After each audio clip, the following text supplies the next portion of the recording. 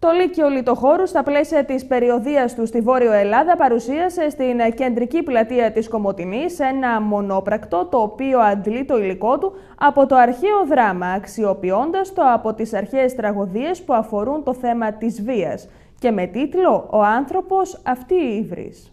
Στα πλαίσια της περιοδείας του στη Βόρεια Ελλάδα, το Λύκειο Λιτοχώρου παρουσίασε στην κεντρική πλατεία Κομοτηνής ένα μονόπρακτο, το οποίο αντλεί το υλικό του από το αρχαίο δράμα, αφορά το θέμα της βίας και έχει τίτλο «Ο άνθρωπος αυτή η ύβρις».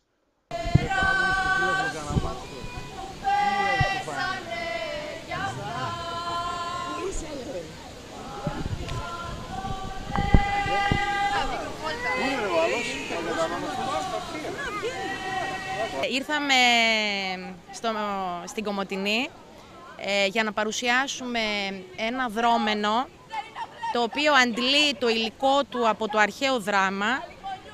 Ως θεατρική ομάδα του Λυκείου Λιτοχώρου φέτος σκεφτήκαμε να αξιοποιήσουμε μονόλογους από τις αρχαίες τραγωδίες που αφορούν το θέμα της βίας. Το έργο μας λέγεται «Ο άνθρωπος αυτή η ύβρις» και μπολιάσαμε τον αρχαίο τραγικό λόγο. Ακούγεται κυρίως ο λόγος της Μύδιας, η οποία σκότωσε τα παιδιά της, η οποία είναι μια βάρβαρη σε άξενο μέρος, και συγχρονίσαμε αυτή τη θεματική με το σύγχρονο προσφυγικό δράμα. Πρωταγωνίστρια είναι μία πρόσφυγας, αλλά ουσιαστικά εκπροσωπεί όλους τους πρόσφυγες σε όλο τον κόσμο, κυρίως όμως τους Σύριους, που ήρθανε στη χώρα μας, και παρουσιάζουμε πώς βιώνει ένας άνθρωπος άπατρης που διώκεται από τη χώρα του, γιατί δεν μπορεί να κάνει διαφορετικά, τι υποδοχή μπορεί να έχει σε μια άλλη χώρα, πώς αισθάνεται, όλα αυτά τα συναισθήματα, και κυρίως μια αναφορά στους μεγάλους της γης που κυνηγούν όλους τους κατατρεγμένους, θέλοντας να δείξουμε ότι μπορεί ο καθένας να είναι πρόσφυγας, ίσως όλοι μας είμαστε πρόσφυγες. Σκεφτήκαμε λοιπόν να ευαισθητοποιήσουμε τον κόσμο κάνοντας ένα ταξίδι, κυρίως στη Θράκη. Είναι μια παρέμβαση, ένα είδος ακτιβισμού, θέλοντας να δείξουμε στα παιδιά μας ότι μπορούμε με εργαλείο το θέατρο και τον αρχαίο λόγο, που πάντα γυρνάμε σε αυτόν γιατί είναι διαχρονικός, να δείξουμε ότι μπορούμε να πούμε κάποια πράγματα στον κόσμο για να δουν διαφορετικά τους πρόσφυγες. Είναι λογικό, η ελληνική κοινωνία έχει σοκαριστεί, γιατί είναι κάτι καινούριο για αυτήν και γιατί περνάει και το δικό της δράμα.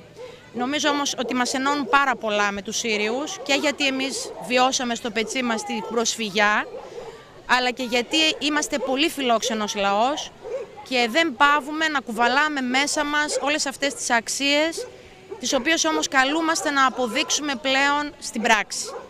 Ευαισθητοποιούμε λοιπόν σε πλατείες, σε χώρους που υπάρχουν πάρα πολλοί νέοι, γιατί ξέρουμε ότι ταυτόχρονα υπάρχει έντονος εθνικισμός, υπάρχει έντονη ξενοφοβία. Οι νέοι άνθρωποι δεν ξέρουν την ιστορία μας. Ίσως το θέατρο και η λογοτεχνία και η αρχαία τραγωδία να μιλήσει στις καρδιές τους, έστω και για λίγο. Θα σας πω λίγο ποιες πόλεις περιλαμβάνει αυτή η παρέμβαση. Σήμερα είναι η πρώτη φορά που κάνουμε αυτή την παρέμβαση, αυτόν τον ακτιβισμό στην Κομοτηνή. Σε μία ώρα θα είμαστε στην Αλεξανδρούπολη, θα κάνουμε το ίδιο στην Ξάνθη, στην Καβάλα.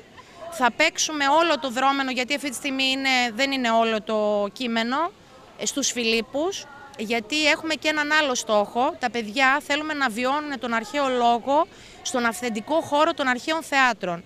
Θεωρούμε ότι η βιωματική σχέση με την αρχαία τραγωδία, αυτή είναι η οποία μπορεί να δώσει στους νέους το ένασμα για να αγαπήσουν τους αρχαίους και ιδιαίτερα τον αρχαίο τραγικό λόγο. Τελικός σταθμός μας θα είναι ο Λευκός Πύργος στη Θεσσαλονίκη. Βεβαίως αυτό θα παιχτεί στο Λιτόχωρο, στην Κατερίνη, και το Σεπτέμβρη υπάρχει ένας θεσμός, τα Olympian 2, που είναι μαθητικός, και εκεί παίζουν μαθητές από όλη την Ελλάδα αρχαίο δράμα. Εκεί θα είναι η κορονίδα που θα κλείσουμε. Ελπίζουμε ότι τα παιδιά, που είναι, θα έλεγα, οι καλύτεροι πρεσβευτές μας, να αποδώσουν με τον καλύτερο τρόπο, τον πιο ζωντανό και τον πιο δραματικό, θα έλεγα, και να περάσει το μήνυμα στις ψυχές των